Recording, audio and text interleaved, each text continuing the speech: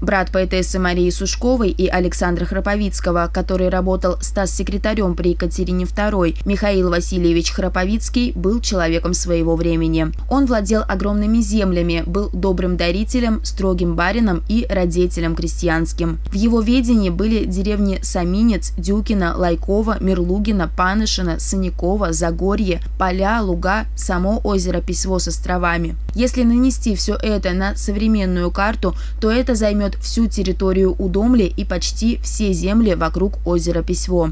Последние годы своей жизни Михаил Васильевич жил в небольшом имении Бережок, тогда Вышневолодского уезда Тверской губернии, где вел затворническую жизнь философа-мечтателя, искреннего мудреца и созерцателя природы. На кладбище в Троице на могиле Храповицкого лежит надгробная плита, на которой главную оценку ему дали его крестьяне, освобожденные им в 1819 году от крепостной зависимости. Надпись на плите гласит: «Благодеяния сего великого мужа да не изгладятся в их душах благодарных в бесконечные века».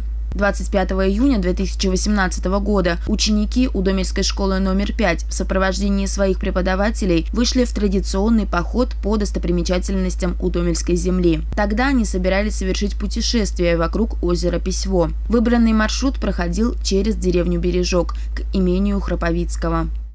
Пробрались мы на остров, который когда-то был полуостровом, покрытый маргаритками, к имению Храповицкого, и увидели останки этого здания и были, конечно, разочарованы. Но самое главное, сказали, что на этом полуострове когда-то был камень, на котором было написано изречение Храповицкого. И вот нам сказали местные жители из деревни Бережок, что, оказывается, этот камень закопан около входа в дом, наверное, дачников. Но закопан дикой стороной внутрь, а вот той отшлифованной стороной наверх. Все, и дети, и учителя, были вот в шоке от того, что глубокие философские мысли, которые пытался выразить Храповицкий, о которые сейчас вытирают ноги, входя в дом каждый день.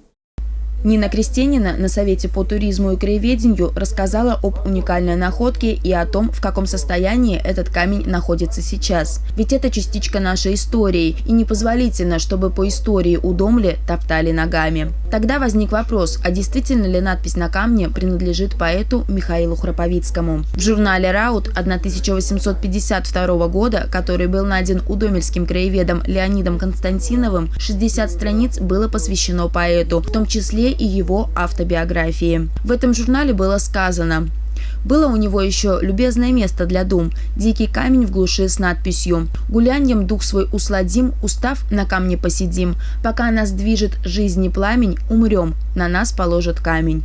Камень именно с этими стихами стал находкой краеведческой экспедиции школы номер 5. И теперь можно с уверенностью говорить о том, что Михаил Храповицкий является автором этих строк.